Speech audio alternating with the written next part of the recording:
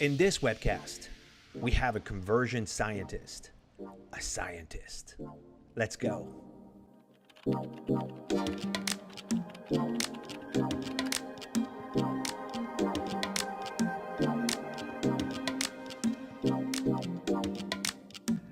Hi everybody, this is Antoine Dupont with Katapult.Marketing, and this is webcast number 17. And today I have Brian Massey with Conversion Sciences. Hi Brian, how are you? How are you doing? Glad to be here. Good to have you. I haven't seen you in a while, and it's good to see you again. It's been Brian, too long. yeah, thank you. So Brian, for those of you, the few hundred people in the world that don't know you, why don't you give them your name, what you do for a living, and where are you geographically located in the United States? Sure. So I'm Brian Massey. I am a conversion scientist. I founded the agency Conversion Sciences in 2007, and we optimize websites. We're headquartered in Austin, Texas, but I'm lucky enough to get all over the world and talk with folks like these fine folks you've got listening. That's very cool. A scientist, so I've had a whole bunch of people. I had coaches and singers and salespeople, but I haven't had a scientist yet. So that's really, really cool. And being an internet marketer, I know that what you do is a science, so it makes complete sense. But for people out there, you're going to discover the world of science. So before we start and we go, I just want you to know that Brian is going to make an offer all the way at the end of the webcast. So please make sure that you stay all the way to the end so you can get the offer. It's really an awesome offer, so stick around and get it. So today we want to talk about three things around conversion. So the first thing I would want to describe is what is conversion from your standpoint. So break it down for people that are there, because I think they'll kind of know what conversion is. People were something and then there was something else. You converted them into, a prospect into a buyer. But in the sense of what you do, how do you define conversion from the website, from your point of view? Sure. So like you said, a conversion is turning a stranger into a prospect, a visitor into a customer, someone on your website, converting them into a lead. Our process is really about focusing on a kind of conversion that moves the business forward. So you can optimize for all kinds of things on a website, but we really want to focus on something that will generate a prospect for you to continue a conversation, that will generate a sale for you, or a subscriber to your online service. And in the case of publications, even getting people to click on more ads or see more ads can be considered a conversion. Okay, very cool. Sorry, keep going. No, I was just going to say what we do is, when you look at your website or you look at a website that you're on, you have ideas for why people may not be converting. And most of your websites are converting probably between 0.5% and 3%. That's the average across all the industries on the internet.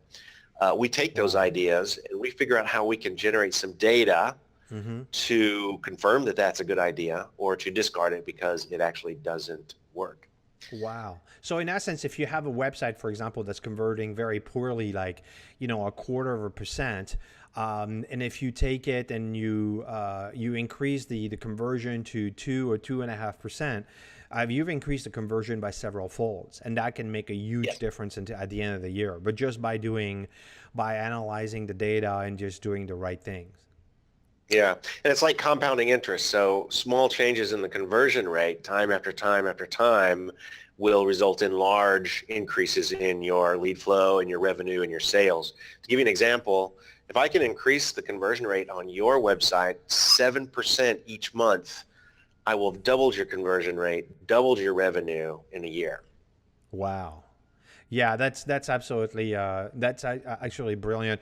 We are looking for us from a conversion standpoint. We're looking at the click-through rate conversion on what is actually displays in Google when you're finding a website. And sometimes the Hmm. smallest little changes can make the world of a difference. And that's something that oftentimes people don't pay attention to. How is their website showing when someone is searching for conversion scientist? How does it show up? And then have people want to click on yours versus the others because you have 10 results. All right, cool. Hmm. So today, we're going to discover three pearls, three of them, that is going to make a huge difference for you as a business owner and things you should consider. Look at, invest in, whatever it is, but it's going to be three great things. So there's three pearls, and then Brian will discuss some mistakes associated with them. So the first one is the pearl of wisdom is that you are in the conversion business, whether you think you are or not. So tell me more about that, Brian. What do you mean by that? Well, if we put up a website, except in rare occasions where we're just putting up a brochure to support our sales department, Mm-hmm. we're putting up a website to help our business, to create conversions. We either want people to get leads, become leads. We want them to call us. We want them to buy the products that we're offering online. We want them to subscribe to our online site as a service program.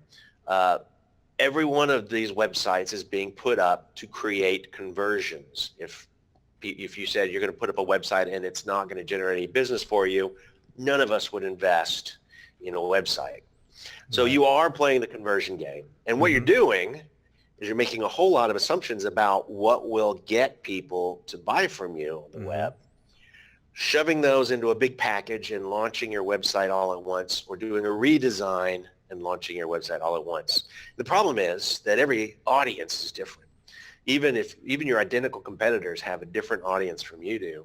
So roughly half of your ideas were wrong. They actually will reduce the conversion rate. That's not what your visitors wanted to see. And Mm-hmm. half of them were good assumptions and increased your conversion rate, improved your conversion rate.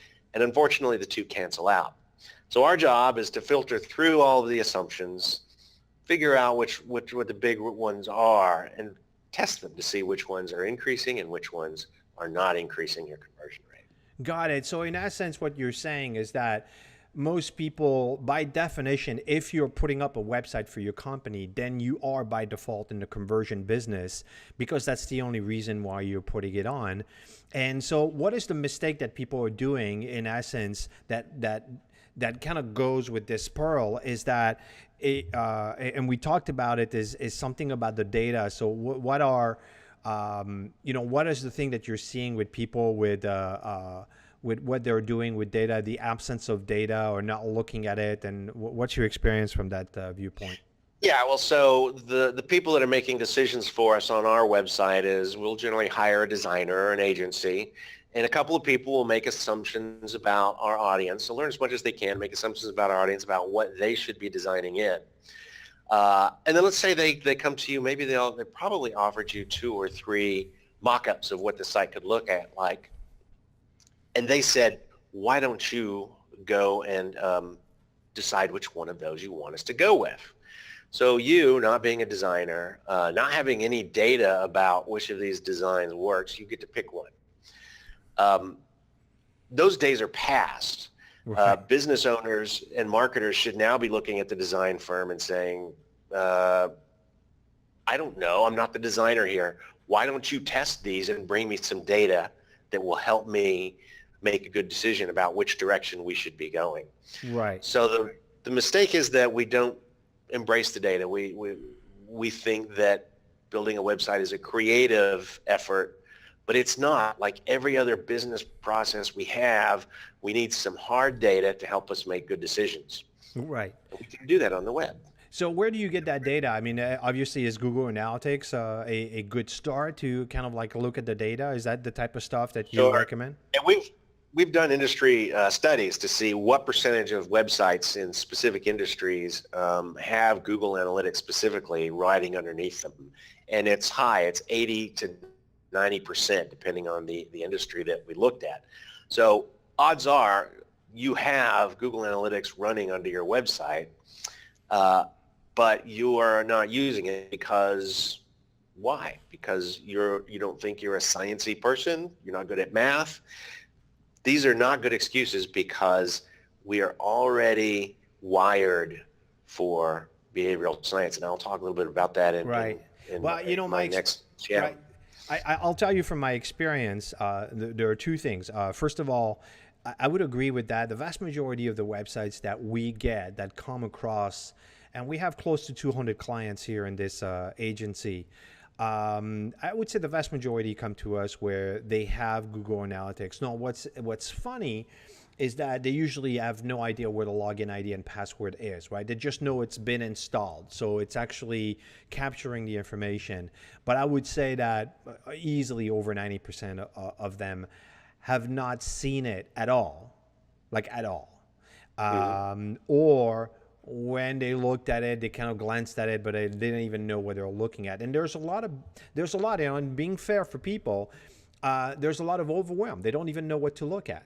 You know, what should I be looking at? So is there like 2 or 3 things that you would say, okay, well, at least, you know, if you're not going to look at everything, look at that, or ask for someone to show you, you know, to show you that. And I'll tell you one, and I'll start with one, which was very interesting with a manufacturer that we have in Miami, where we discovered that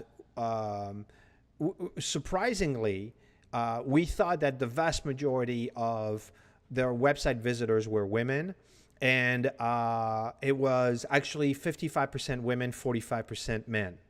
So we were completely wrong on our assumption, thinking that it was 85 to 90% women.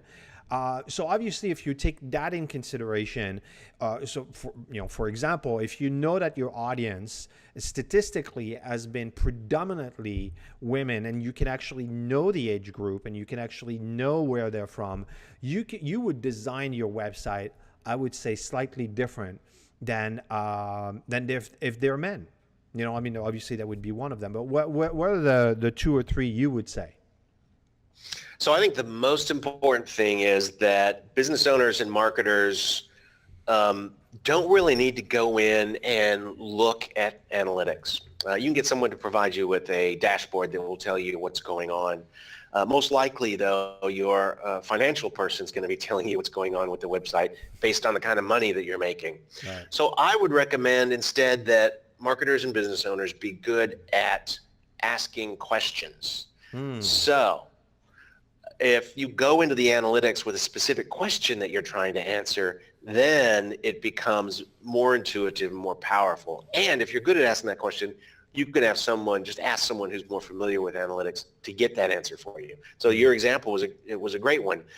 Someone's looking at their homepage and they're saying, I think we need to, you know, make this appeal more to women.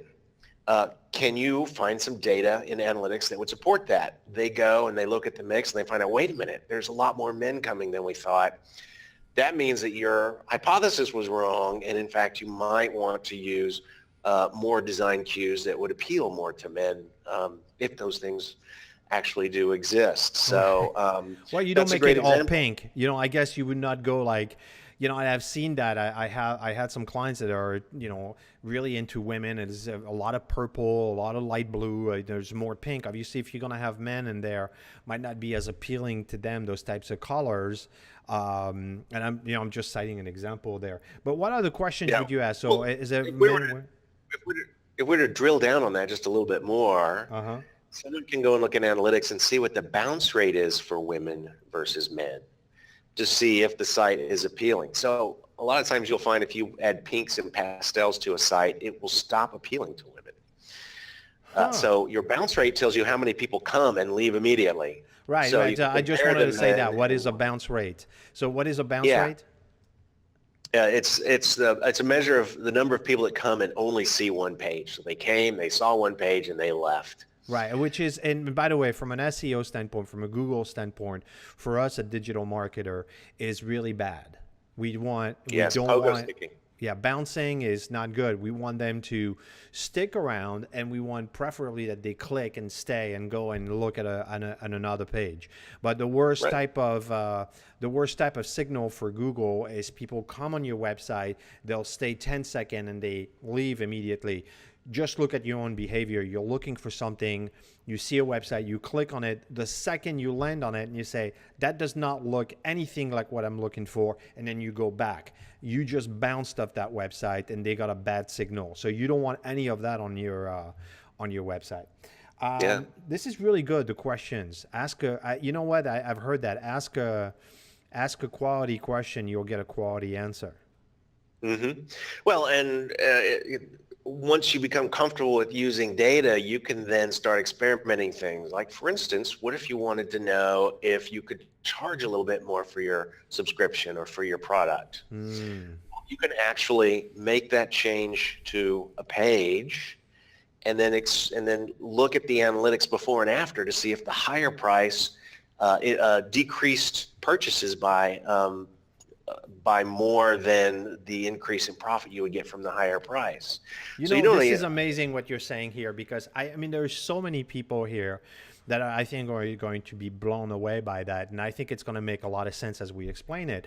And it started actually when we were preparing for this shot and you looked at your website and you say, oh, you got that version of the web page. Now I want you to get something, everybody who's watching this. This is one of two versions, I'm assuming, right, Brian, of your homepage? So Brian is testing two versions of his homepage, which means that if I refresh, most likely, I'm not going to do it now, but if I refresh, I'm going to get a different version of it.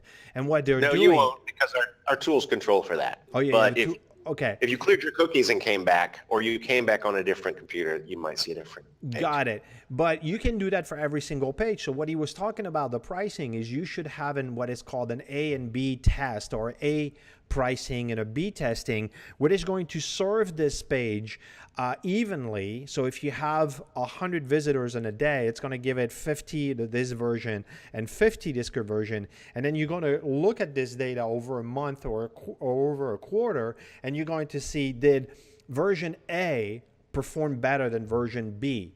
So what you would have on there, you would have two separate forms, ask for information. You could have two separate numbers with the call rail tracking, so you know who called the A, who called the B. And then at the end of the quarter, you actually could definitely say the higher price did not give us a lower conversion, so therefore we could charge more. Or we got a 30% less conversion with the higher price, and that's not good. Or actually the opposite. We got 30% better conversion with the higher price because it's a higher perceived value and it works in your advantage. So I think those are all little psychological things that are at play, and we don't know how they're impacting your visitors until we do such a test. And I mean, and the other thing that I want to say as a marketer is, like, what other marketing tool do you have that can actually do that?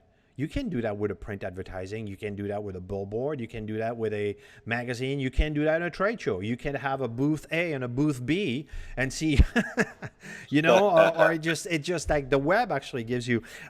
Just very quick, because I want to go to that pearl number 2. One or two tools that actually do A and B conversion, that people can check them out. Well, if you've already got Google Analytics built in, then you have a free A/B testing tool called Google Optimize. It's recently rolled out, and I think most people probably have access to it. And it actually gives you a little WYSIWYG tool. It allows you to make changes to your website, launch a test, split your traffic, and it will keep track of how many people achieve certain goals or how many people buy for each of those, and will tell you if your design is going to increase or decrease your fortunes, your design change. Very cool. And is there paid tools out there that people can look at? Yeah, we primarily work with Visual Website Optimizer and Optimizely. Optimizely. Okay, got it. I'll put the link right below so you can actually check them out. They're not for free, but there are other tools that you can put into your website. I imagine it's a plugin for WordPress, and it'll give you an A and B version, right? Absolutely. All right, cool. All right, so this is awesome, and we've got, like, a lot of pearls and a lot of things to consider here for number 1. So the second one you want to talk, and you touched on that in the first point, which is how to analyze behavior already. So I'm curious about that. What do you mean by that? Well, it turns out that Behavioral data is data generated by the behaviors of other people. Mm-hmm. And as humans, we have a certain amount of behavioral science already wired in. So let me give you an example. My son, when he was 14, built his first gaming computer, and he was spending his own money and putting it together himself. So we spent a lot of time on it, picking the memory, the processor, even getting the right mouse pad was important for the kind of games he was playing. The last piece was the motherboard. And he had two that he had selected. If you get the motherboard wrong, the computer's hosed because everything plugs into the main motherboard for the computer. One of them was a 4-star motherboard, same price, same features.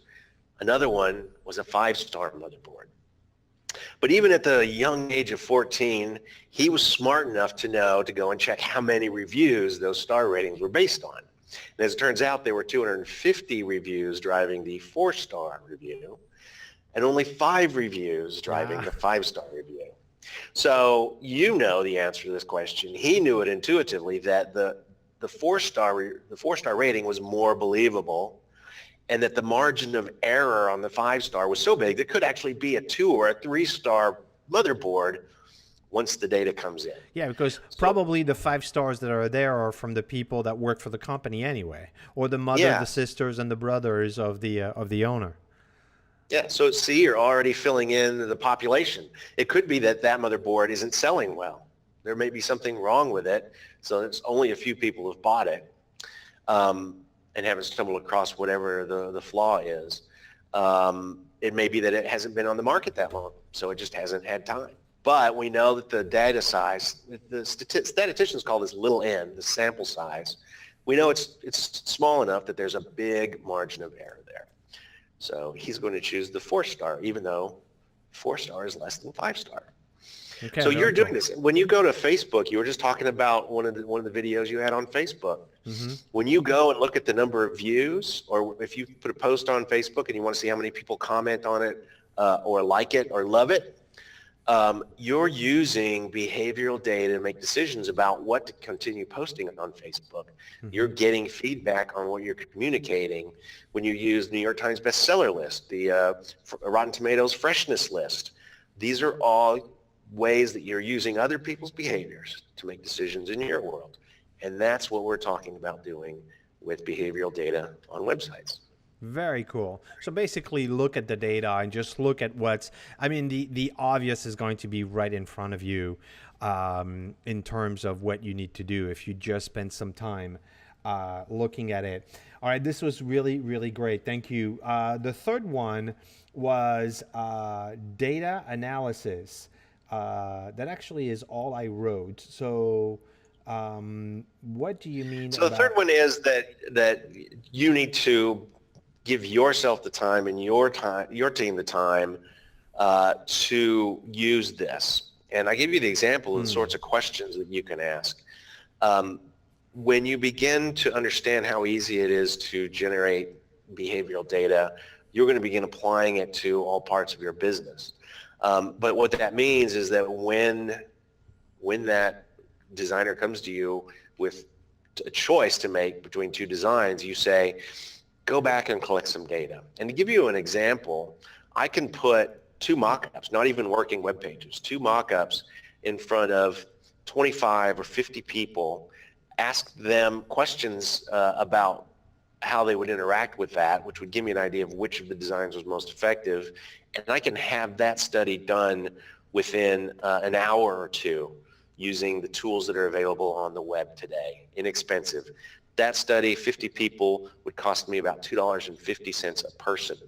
So for less than $200, I can actually put my designs in front of a panel of people that will give me their impression as potential buyers of which one is most likely to work for the visitors to my website. So there's no reason that you can't stand flat-footed and say, I'm not a designer, I'm not a copywriter, go collect some data for me so that I can make a better decision on this. Yeah, so one of the things I wanted and I told you about is that we do provide reports, and I know that people have Google Analytics, and I know for a fact that people are not looking at it at all. And I think that it's one of the biggest mistakes because they're not making an informed decision because the data is going to tell them a lot of things. So I would say that, you should spend, sometime at least once a week, even if it's half an hour, or just block a couple of hours a month to just go and look at your data. And if you don't know what to look for, then ask yourself a question. As Brian was just saying, and then just go and poke around. You're going to find, it is overwhelming the amount of data that Google Analytics collects on your website in terms of, and there's a whole bunch of stuff that may not be meaningful to you. But if you come with a strong question, you'll have the answer. How long are they staying on the website? What are they looking at? What is the page? One of the things we know is what is the page that actually is generating the most traffic for a website. We know the answer to that because we're an internet marketing company. So we want to know what is producing all the juice. And we don't always know the answer to that. We think sometimes this page is going to produce better, but it ends up being that page that generates all this traffic. We have a dentist, for example, here in South Florida. We have one page on his website that is generating close to 90% of all his traffic. It's an amazing piece of content. It's a blog. So, guess where we're going to be spending our time? Yeah. Well, we're going to be spending that time on that blog, right? Yeah, and since now SEO is essentially an exercise in developing content, I would recommend someone going and look, because we assume our homepage is our main traffic location, our main landing page for the site. And it turns out that if you go and look at your content pages in aggregate, it's more. But we don't put calls to action on our content pages. I mean, there are so many ways that you can get visitors who are reading your content into your products and begin considering your products. But those are blog pages, so we don't treat them as landing pages. That's a huge opportunity for almost any website. Any website, and the number one most viewed pages, I would say on the vast majority of websites, is the About page. And in the vast majority of the cases is the shittiest page they have on their website. It's awful because it's a boring page. It doesn't have any call to action. It doesn't say why they do what they do. It doesn't say why they're different. And it's not like, it's just like blah, blah, blah, blah, blah, blah, blah, and it's just not really interesting. So there's a huge opportunity there. Put some pictures, maybe put a video, a call to action, and then try a taste A and a taste B and see which one works better, right? Mm-hmm. Exactly. All right. Well, Brian, this was really great. I'm trying to keep this within 20 minutes, not to overwhelm people with the data. So thank you so much for doing this webcast for me. And I know you have a special offer you want to make. So I'm going to switch screen, and I want you to tell me or tell the viewers what this is about. All right. So we spend a lot of time analyzing websites. You have no idea how many e-commerce websites we've analyzed. And so I set the team down and asked them to give me a list of the things that they put on their hypothesis list, the first things they start researching to see if this might improve the conversion rates of their e-commerce customers. Mm-hmm. And we compiled it into one big list. There are 110 ideas for an e-commerce site to go and look at. And these are ideas where you can say, all right, I'm going to go and look at analytics and see if I see evidence that this is a problem. And if you see evidence, you may want to do a split test to work your way through it. But it considers everything from home pages to category pages to product pages to the cart and all the way through checkout. We have ideas for the entire site. And I think you'll find some of those ideas invaluable because we learned a lot through our days of testing. Right. And I think that a lot of this stuff, while it's done for an e-commerce website, but I think a lot of this stuff applies to a regular website anyway. I mean, if you talk about products, placement and whatnot, that doesn't apply to a regular website. But I think that a lot of stuff that you're talking about there would apply to a law firm or a dentist, right? I think you'll find that very true. So I would say that for every single one of you, I think this is an amazing thing. And you have stayed throughout the entire video download this checklist, go through your website before you redesign, before you do anything, go through this checklist and go now with a designer with an informed decision about, I need to have this, that, and that done because I have done my homework. And I think you would do yourself an enormous favor by going and spending some time doing this. So this is really cool. Thank you so much, Brian, for sharing that wisdom with us and for your time. Thank you. My pleasure. Glad I could be here. All right, very cool. So listen, if you've liked this video, just go ahead and click on like right now. And if you're on YouTube, you can subscribe and like it. And if you're also, you can share it. If you're someone that you know is thinking about redesigning their website, you can share it and put it, tag their name in the comments. And if you have any questions for either myself or Brian, put it in the comments right below, and I will do my best to reply to it as quickly as possible. And if the question is for Brian, I will flag Brian and I'll say, "Hey, Brian, there's a question for you," and he'll respond. And on that note, thank you so much, Brian, and let's do it again soon. All right, I'm game. All right, cool. Thank you.